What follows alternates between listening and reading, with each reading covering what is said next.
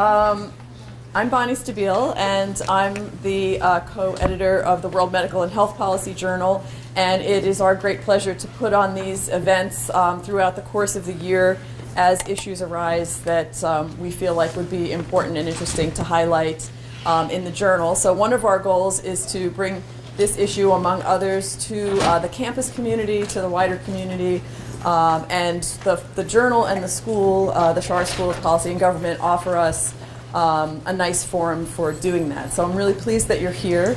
Anybody presenting, I hope you'll follow up by submitting your work to the journal as a continuing forum for that. We're grateful to the Policy Studies Organization, which is the sponsor of our Wiley Blackwell published journal. And they have always been great supporters of these events, and we're eternally grateful to them. So without further ado, I'm going to pass, I guess, the mantle to Dr. Koizumi. This is her area of research, and we're really pleased that you're here to share in the proceedings today. Do you want to introduce anybody, or you're what? Okay, maybe. Mehdi, okay. All right. So anyway, just so you know, anybody who's speaking today, this mic you kind of need to have, and it's because we record this so that those who can't be here today can still watch the presentations. So this is really more for the recording than for being heard in the room. So I guess you're the first presenter. Do you have any words to say? Okay.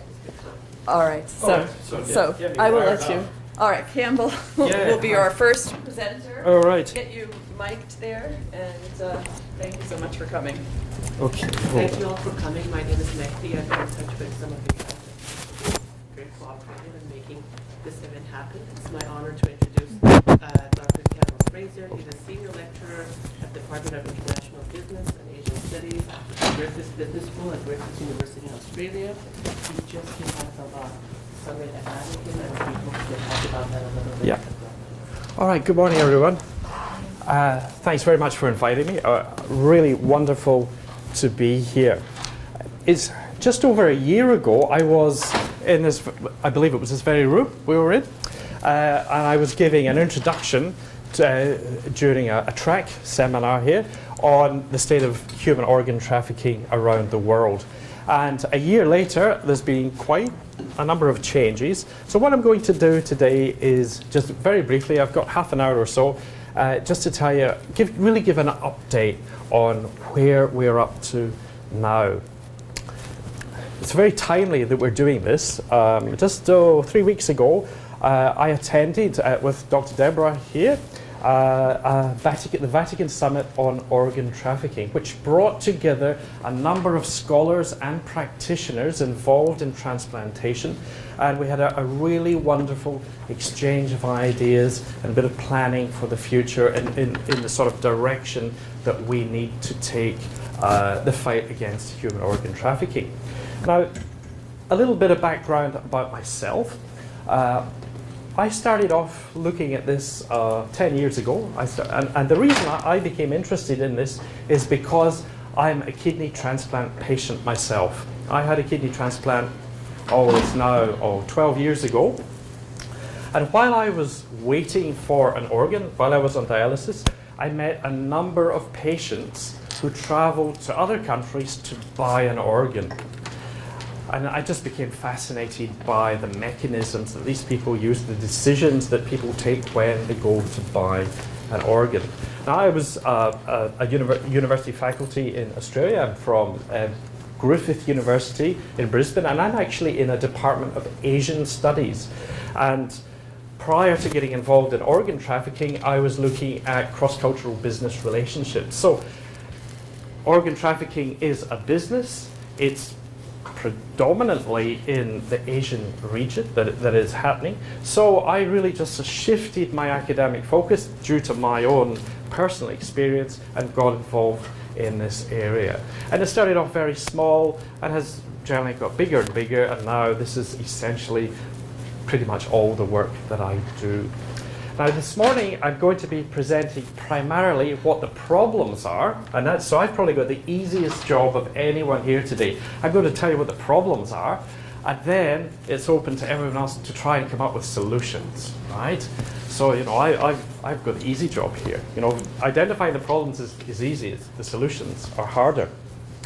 And the angle that I'm taking on that is the idea that we need to look at broader solutions rather than just prohibition. If you tell patients who are needing an organ that you cannot go overseas to buy an organ, that it's wrong, it is a breach of human rights, all they're going to do is, a determined buyer, is they're going to go to another country to do it. So if one country prohibits it, if a country, we take countries, say for example, the Philippines. The Philippines used to be a major destination for human organ trafficking. Now, fortunately, it's not. There's a few isolated cases, but people who would have traditionally gone to the Philippines to buy an organ, they're just going to other countries to buy it now. So we're kind of playing this whack-a-mole game, if you like. We close down one country, we work with the governments there, and then another country, the market opens up. So that's really the angle I'm going to talk about today. And I'm really doing that through a number of case studies of different countries, countries where there have been major problems in the past, looking at ways in which they've solved those problems within or in the process of solving those problems in the country. And then look at how that has had an overall impact in the global scene. Okay, so that's a few acknowledgements that I would just like to make. I'm going to be drawing quite a lot on data from China. I've spent quite a bit of time in China. I'll be going back to China. China is a country where there has been a lot of movement in transplantation in that country. There's been a lot of controversy, a lot of media coverage on that. And what I'm going to try and do there is just give my take on the Chinese situation. So there's a couple of doctors that we've been working with, and these two doctors attended the Vatican Summit, Dr. Han and Dr. Wang. And so I'd just like to acknowledge the support in them providing me some data that I'm going to be using. Also, I want to acknowledge the Declaration of Istanbul custodian group, specifically the leader of that group, Professor Frank Domonico, who has been a tower of strength to us all as we are working in this area. And also, I would just like to thank Dr. Naro Kazumi, who has been absolutely amazing with doing a lot of the data analysis. I tend to collect a lot of data in countries, and Naro tells me what it means. She interprets it for me. So couldn't do it without you. So thank you very much for doing that. Okay, so I'll give you some photos of the sort of things that I get involved with. This was me working with the Chinese kid, that's Dr. Han. That was just 3 weeks ago at the Vatican Summit. So I get involved in these summits, but I also get involved with actually talking with the victims themselves. Now, although the space I work in is generally dealing with doctors, policymakers, and the brokers who are involved, the bad guys, if you like, I still do try and meet as much as possible. I meet people who have sold organs, who have been trafficked for organs. This is a picture that was taken in the Philippines, about 3 years ago now. All the people in those pictures gave their consent for that picture to be taken. And you can see that, I spend quite a bit of time in the villages that these people live in, and I'm just trying to get an understanding of their story, how they came about to be selling an organ, how the brokerage system works, how much were they paid, who did they pay, what doctors were involved. But I do that to a limited extent. It's more the other side of the equation. In terms of victim support, a colleague, Deborah, is much more experienced in that than me. So I do get involved in that, but not as much as I tend to get involved in things like training of doctors. So this is in Vietnam. 2 years ago, I'm there with my colleague, Dr. Richard Allen, who's a transplant surgeon, and that we were doing some education courses there in Vietnam. Vietnam has had major trafficking problems in the past, and one of the reasons for that is the culture of the hospital is such that they do not check to see if there is a genuine relationship between donors and recipients. It's not as if they are actually trying to intentionally using bad practice. It's just historically that is the way that practice has been going on. If somebody needs a kidney, they find somebody who's willing to sell them one, and then they both present to the hospital, and the surgeons do the surgery without asking too many questions. So what we are doing there is we're working there with a group. These are all transplant surgeons, transplant doctors, and we're trying to do education programs there. You can see me talking in a hospital there, looking at trying to get them up to speed on what is ethical international practice. Other things to do is we've set up the Vietnamese Transplant Society, where we invite speakers from other countries who can do more education programs. So I'm involved in really looking at more the demand side rather than the supply side. I'm not really looking at so much at the people who are selling organs. I'm looking at the people who are in the process of making those transplantations happen. Okay, so that's just a very brief background of what I tend to do. So, as I said before, the problem is primarily, as we find it, is that up until probably a year ago, most efforts against human organ trafficking has taken this policing approach. We found countries that we see there's problems in, and we have been pressurizing governments into taking action to stop human organ trafficking happening. And in many cases, we've been very successful in doing that, particularly in conjunction with the DICG group. One of the biggest successes was Pakistan. Pakistan in the past was probably the most popular, in the late 1990s, was probably the most common destination for people who were looking to buy an organ. Then in the early 2000s, it was the Philippines was the #1 destination. And in both those countries now, by working with governments, by working with hospitals, and working with doctors, then we've managed to essentially get the problem solved at that point in time in those countries. But what that has created a role for is underground activity. So rather than in the Philippines now, rather than openly advertising organs for sale, then it's done by word of mouth, the use of social media for both the buyers and the sellers to connect with hospitals. And I've recently just had a paper published which looks at the new role of social media in organ trafficking. So it's kind of moving it underground. A lot of connections are made using social media, and we've got to be realistic. If you have prohibition, then determined patients, determined buyers, they're always going to find a way to do it. If somebody is faced with death, then they're going to take desperate actions. If they're absolutely determined to buy an organ, they're going to find one somewhere. So what we really got to do is avoid that, those unintended consequences for both the victim and the recipient. Obviously, yes, we have to stop people being victims, be forced into selling organs. Yes, we have to stop that. But if we do not find solutions for the recipients, if we're not giving the recipients something else to run with, then they're just going to they'll find some other way to do it. And this has now happened in Pakistan. So back in the early 2000s, Pakistan, the market was closed down completely. But in the last couple of years, Pakistan is now starting up again. And Pakistan is now emerging as one of the biggest problem countries. And we had it solved. The governments there, the local health authorities really cracked down on it. But now, we've gone full circle now. So, have we achieved anything? Well, yes, at that point in time. But really, we're just kicking the can further down the road, and then it comes full circle and comes back. So there's unintended consequences for both the victim and the recipient.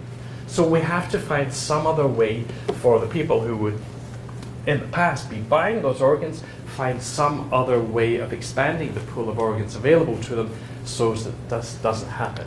Solutions to organ trafficking have to come from the demand side, not the supply side. There will always be a supply available somewhere. What we've got to try and do is reduce the demand for that. If we reduce the demand for that, then we solve the problem, essentially solve the problem for organ trafficking. Now, if I go on and look at some other success stories, probably the one that I'm working at the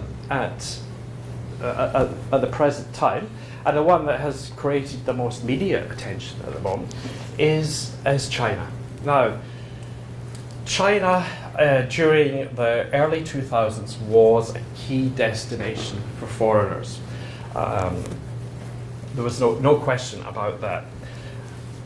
Through international pressure, through changes in the culture of transplantation in China, there is now, thankfully, a move away from the use of executed prisoner organs, which was the main source of organs in China.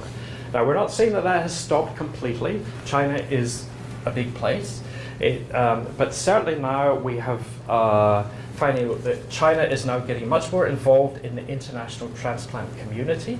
China was welcomed into the Vatican Summit, and it gave us an opportunity to learn more about what China is actually doing, and it is helping us understand ways in which we can help China, help the Chinese transplantation system move from what they were doing, moving to more acceptable international standards.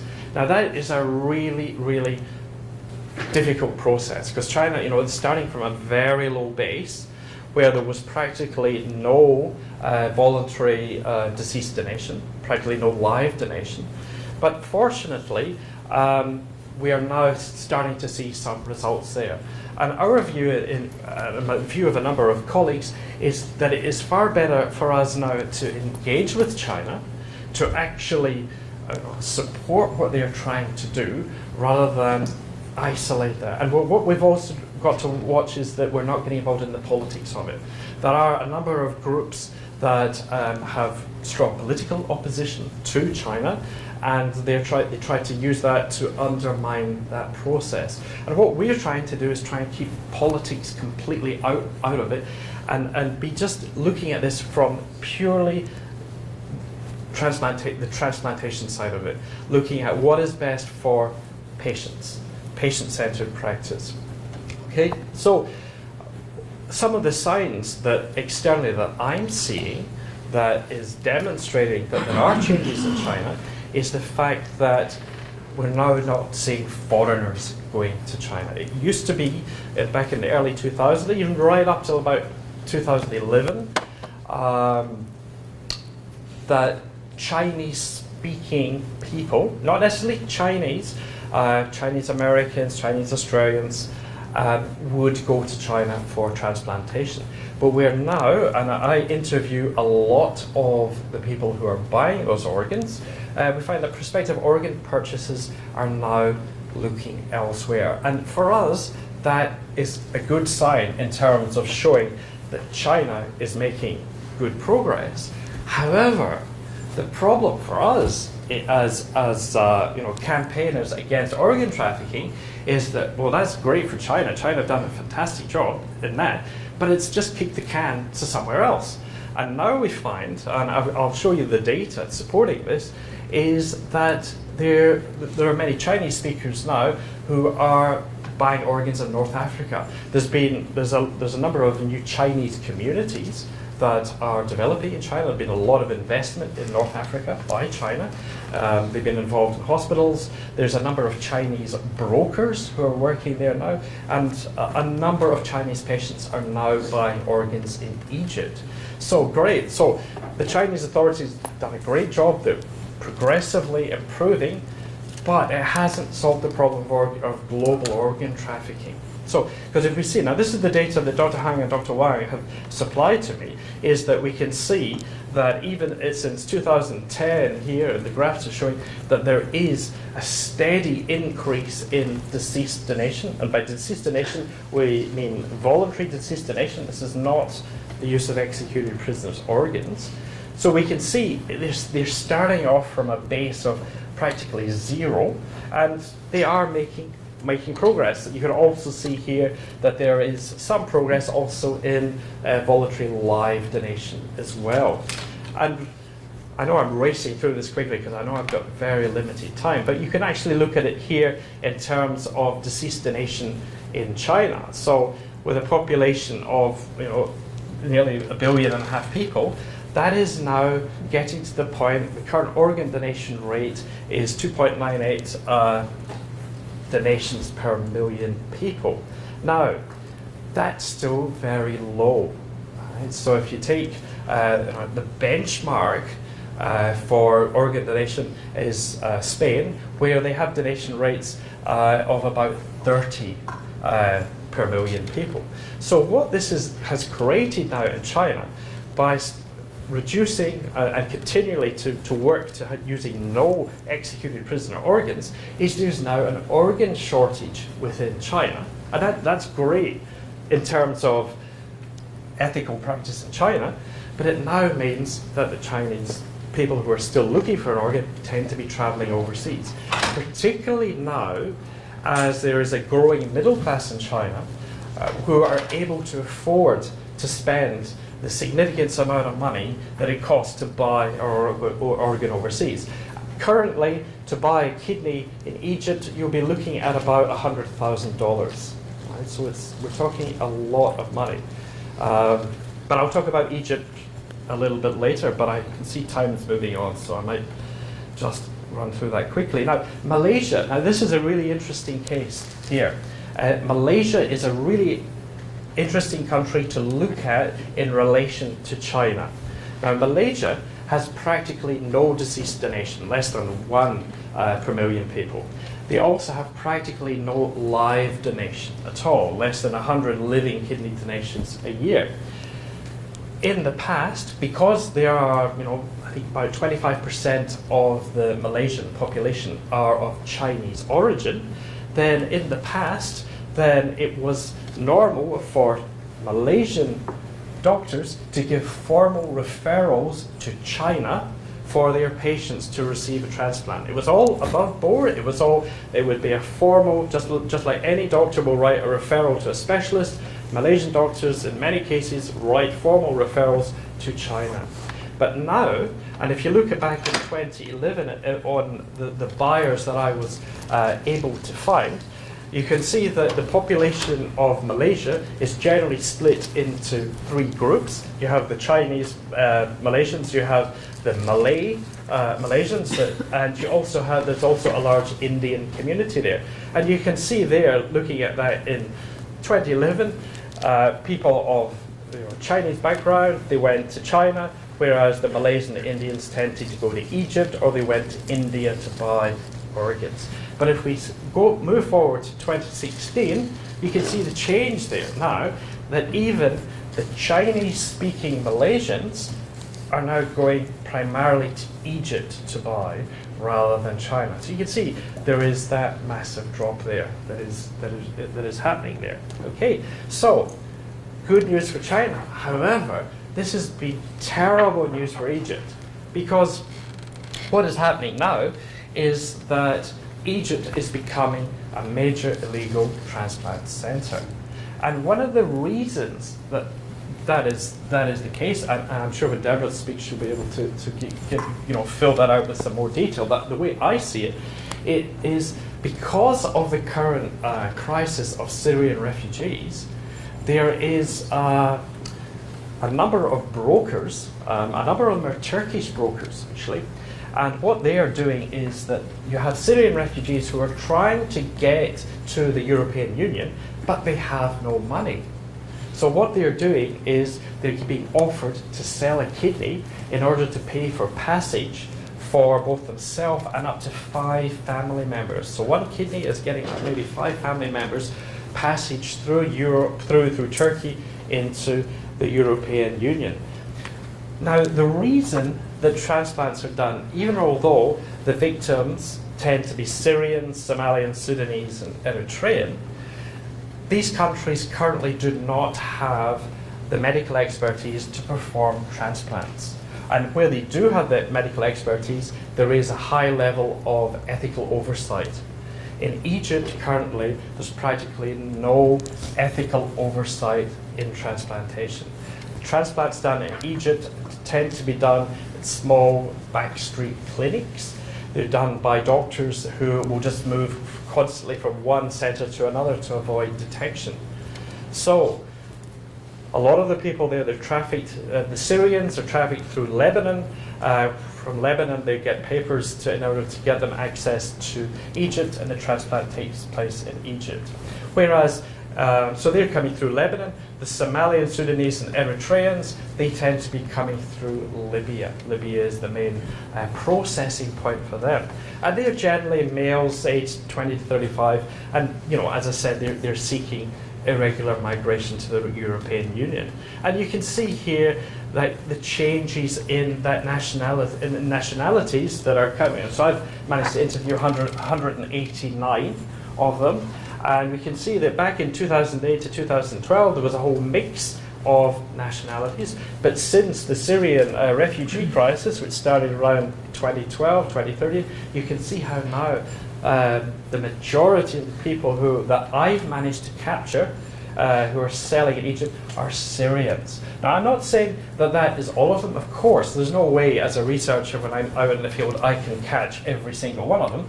But just looking at the ones I can get access to through the brokers I know, you can see there's that quite significant change. So you can see that organ trafficking changes from year to year, quite in terms of the mix. You can also see that prices are changing as well. You can see. So back in 2008, you could probably buy, here we go, you can see that 72% of people who bought an organ in Egypt in 2008 would probably pay between $25,000 and $50,000. But now, in 2015, of the ones I interviewed, 93% of them paid between $75,000 and $100,000. So this is another unintended consequence of combating organ trafficking, where we cut supply. One of the unintended consequences of that is it bumps up the price. It's just simple economics. So because there is less availability of organs, then there's a lot more profit to be made because of the higher price. And now what we're seeing is organized crime getting involved with some groups that we believe are involved with international terrorism. Whereas back in 2008, there was just enough profit to be made to make it worth doctors worthwhile doing it. Now it's really super profits that are being made. And that is interesting in itself. And also there's differences in the direction of payment. Whereas organs used to be paid for in cash in Egypt back in 2008. Now it's generally international bank transfers, very complex transfer arrangements, electronic transfers, perhaps not to the home country or even the host country where the transplant is taking place. People I'm currently interviewing are saying that even if this is an American person buying a kidney in Egypt, they're being told to send electronic payments to France, to Germany, to the UK. So it's, and we've got some of the people here. Professor Deminda, he's now looking at that, and so that we can actually try and look at the money laundering aspect of this too. Also, Libya with a very high volatile political environment at the moment. And what that is happening there is that the major holding and processing country for Libya, for victims who are coming from Eritrea, Somalia, and Sudan. And this is really particularly sad.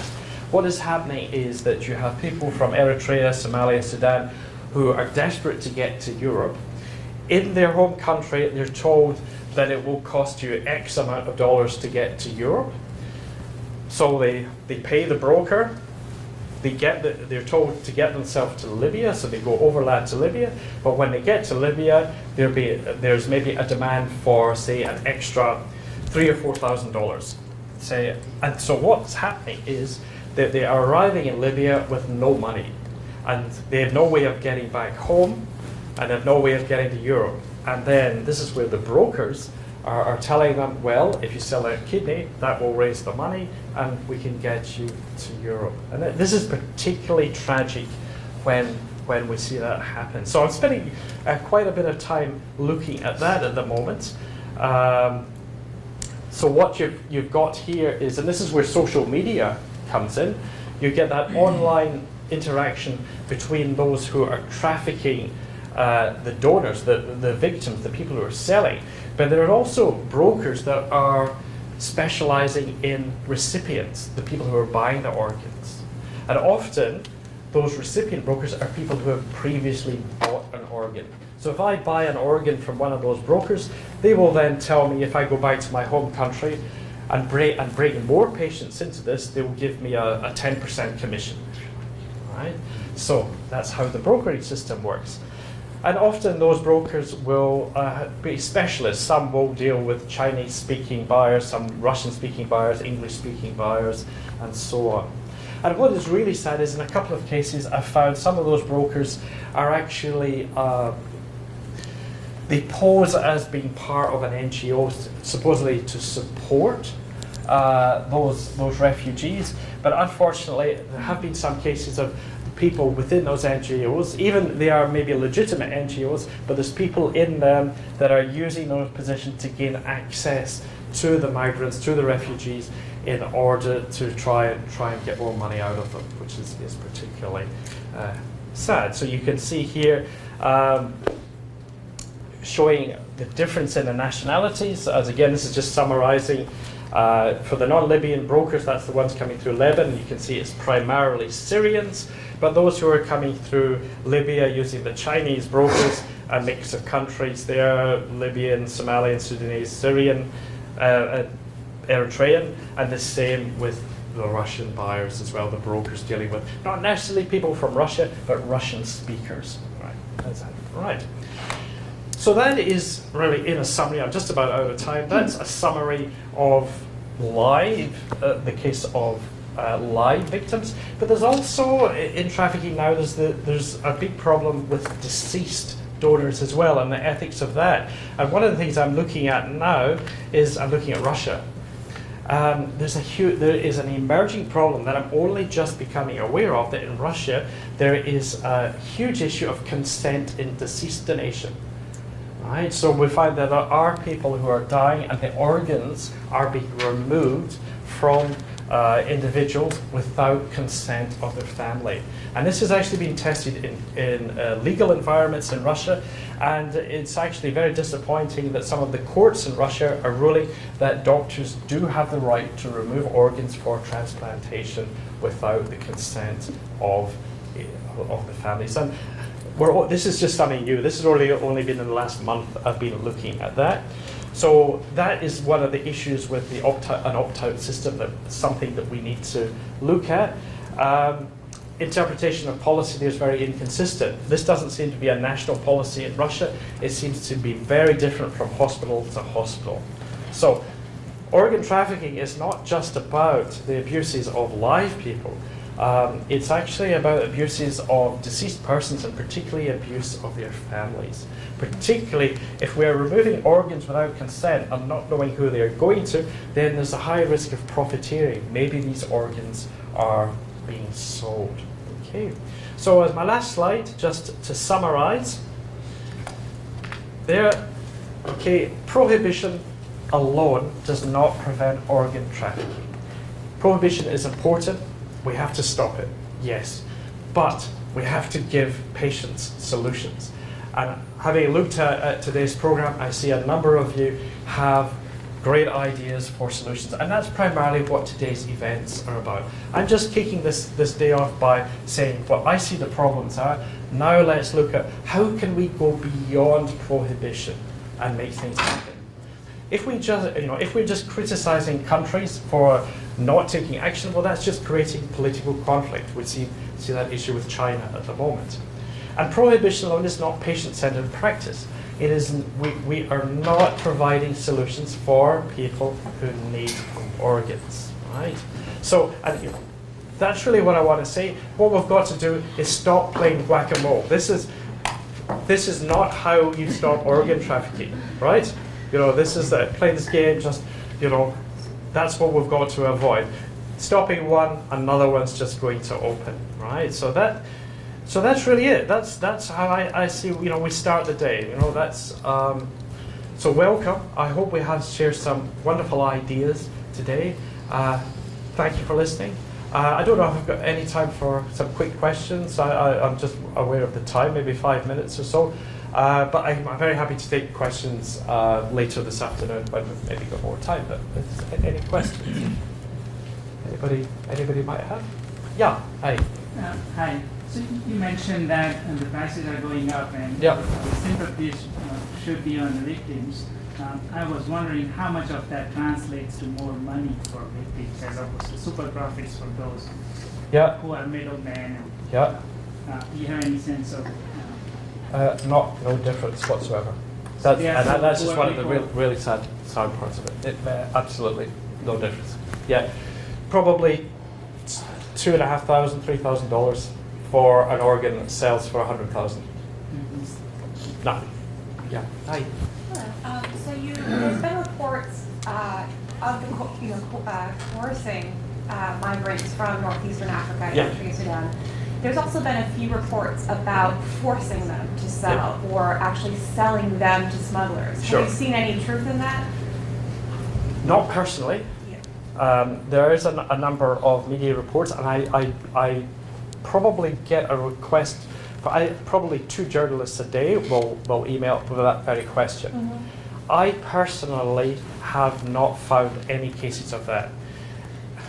What you could say is that a number of the people who are doing it under duress. Okay. They have no money. You're stuck in Libya. You have no money. You can't go home.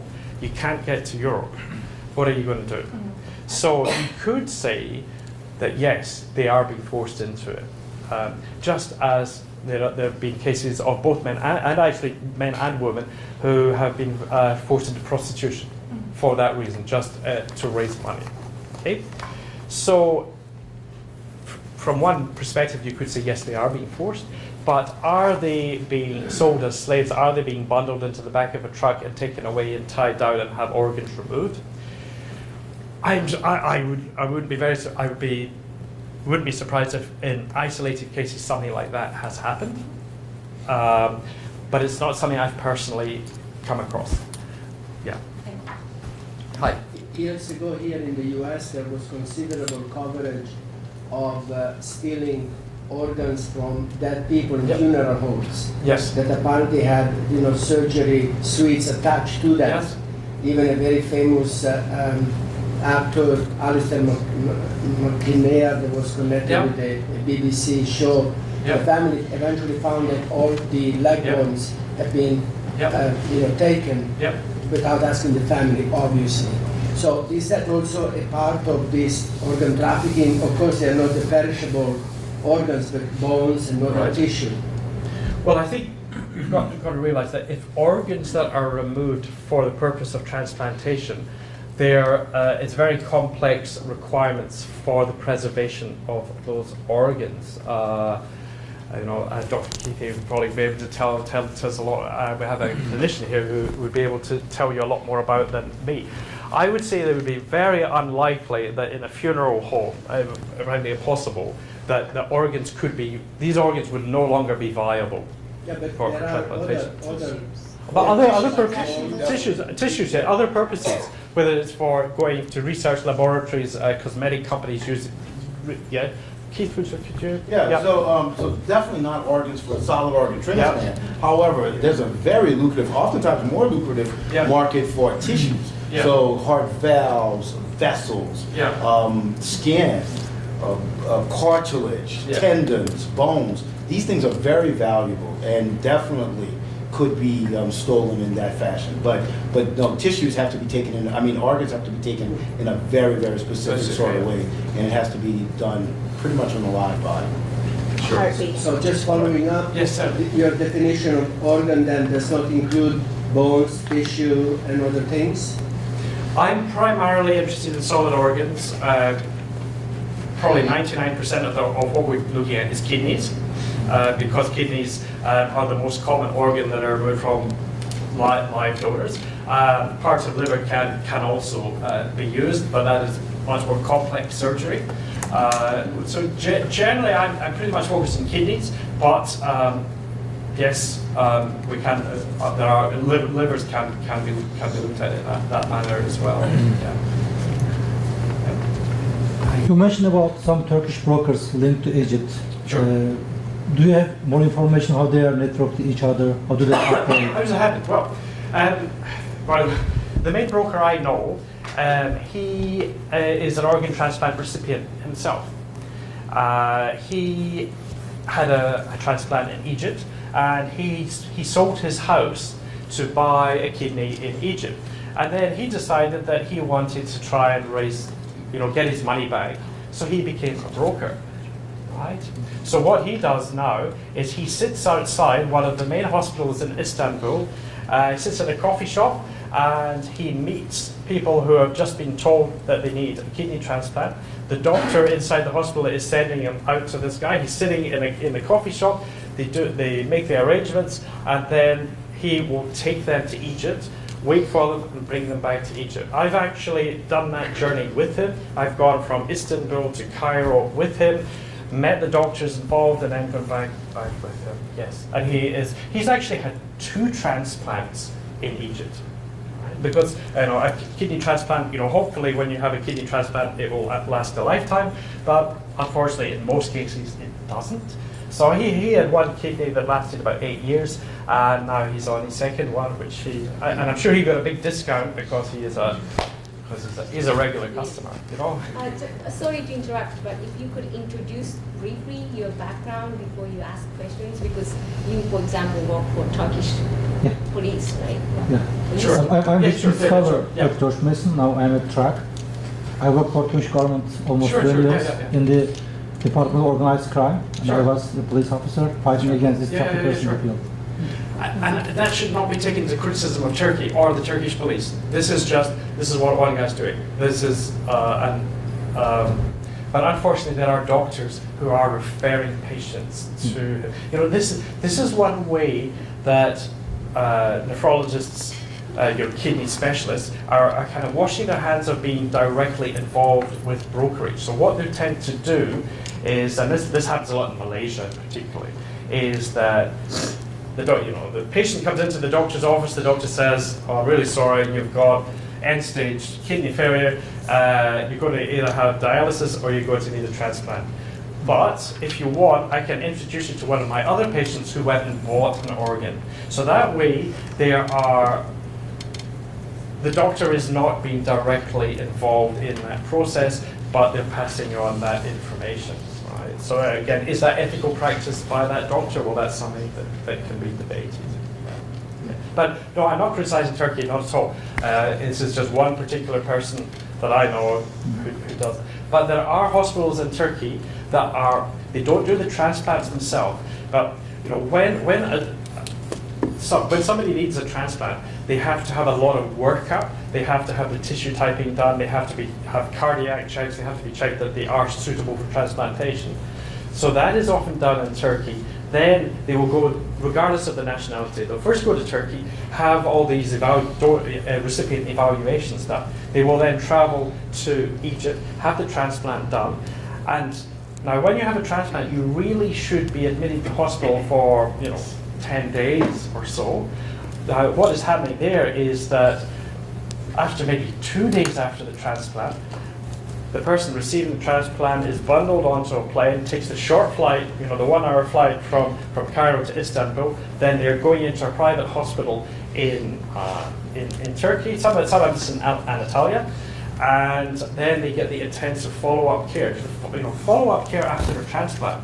For the first month after a transplant, you're having blood tests every day, and then after that it becomes 3 times a week, twice a week, once a week, so it's not as if you have a transplant and then you go, that's it, you had your transplant, see, it's an ongoing thing, and that's actually useful because it helps us able to track who's having those transplants done. Campbell, I have a question for Sure. you. I'm Dr. Moss, I'm from Yeah. George Washington. So my question is, because I've heard totally completely different opinions on what's going on in China. Yeah. I recently met with Frank Delmonico, who, Yeah, sure, as you know, is definitely against organ trafficking. Sure. But he was talking, well, give me your perspective. My on what's going perspective on. China. Look, China has had terrible problems in the past. Absolutely. Look, and you know, the Chinese doctor openly admit that. You know, this is not something that they're trying to hide. They are making an effort. They are making, and I mentioned at the start of the presentation. I can show you the slides later. And China had 2 representatives at the Vatican summit that we had just 3 weeks ago. Yeah, and they were quite honest about it. Said, look, we've had these major problems. We're doing what we can. They are progressing. They have started a deceased donation system. They have started a live related system. But you know, China is a huge place, right? And even although Beijing has now outlawed the use of executed prison organs, certainly, there are still cases particularly in provincial hospitals where this is still happening. Yes. But the numbers are certainly a lot less. Because we're finding that foreigners are no longer able to get into China, and they're going to other countries instead.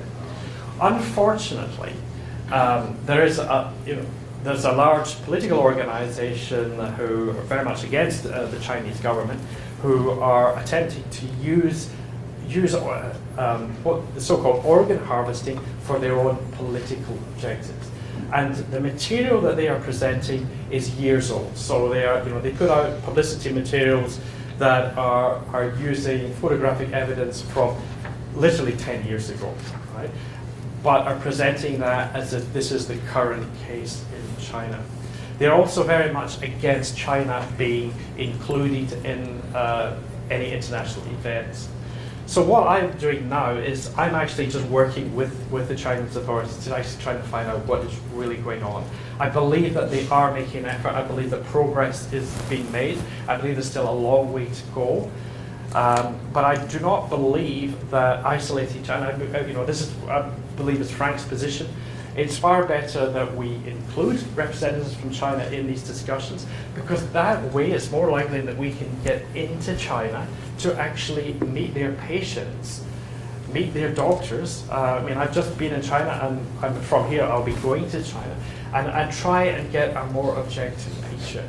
Right? So I'm not saying, there's still problems in China, but I don't believe it's anything like the extent.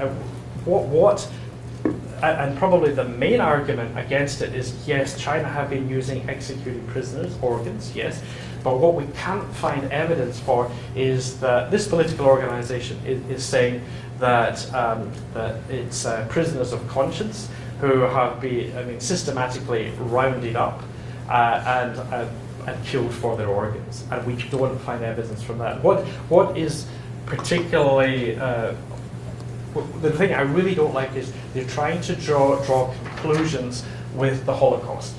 And in a lot of the material that they're using, they are actually using images from Nazi Germany. They're using images of child experimentation, and they're actually using that in their literature. Now, I find that kind of repulsive myself. I think the Holocaust was a unique event that nothing can be compared with that. And I think, and this is what really it gets me angry when I see that happening. So, and I think by them doing that, it really undermines the case that they're doing that. And it's something that and we're actually having a conference specifically looking at, because what they're tending to do is, that political group has tried to stop me speaking. They tried to have me removed from a conference. They even tried to have me fired from my position at a university. So I'm probably a little bit biased. Biased in what I'm saying. But it's actually happened to a number of other faculty, and we're actually in April having a conference just to look at faculty who have been essentially attacked, had a character attacked by them. So this is something that as an aside from human organ trafficking, I'm actually looking at that organization itself. Yeah. I've had several emails from them already today about various matters. So yeah, but what I don't want to do is hijack today's event looking at that particular thing. Today's about solutions, not going on about it's about solutions for patients. It's not about politics. You know, and but yeah, we can talk about that later. Yeah, I see the ties maybe on. I don't want to hijack the day. So Yeah, so one quick question. Yeah, sure. So I understand that Syrians are relatively rich, so a lot of people have enough money to move to Europe. So I'm wondering what's the percentage of people who, among the refugees, who have to sell organs to? well, the percentage tends to be those who are coming from refugee camps within, right? So you've got yes, indeed, there are wealthier Syrians who have independent financial means, but we also have a number who appear to be coming from refugee camps. There's some of the Palestinian background coming from Yarmouk refugee camp that I know of. There's some other refugee camps as well. So it seems to be the ones that have spent considerable amount of time in refugee camps that are the ones who are being recruited. So what's happening is they have been able to get from those refugee camps to Lebanon without papers, without a passport. And the deal basically is in Lebanon, there are corrupt immigration officials who are supplying them with passport and visa, which will allow them to get into Egypt to sell their kidneys. So they're getting some sort of papers, which will then allow them, you know, a lot further movement. Yeah. So really, there are some wealthy, I would say wealthier. They are Syrians who do have financial means, but then the ones that are really at risk are those who have absolutely nothing. Absolutely nothing. Right? They have the shirt on their back, and that's it. Great. Okay. All right. Thank you very much. Thank you.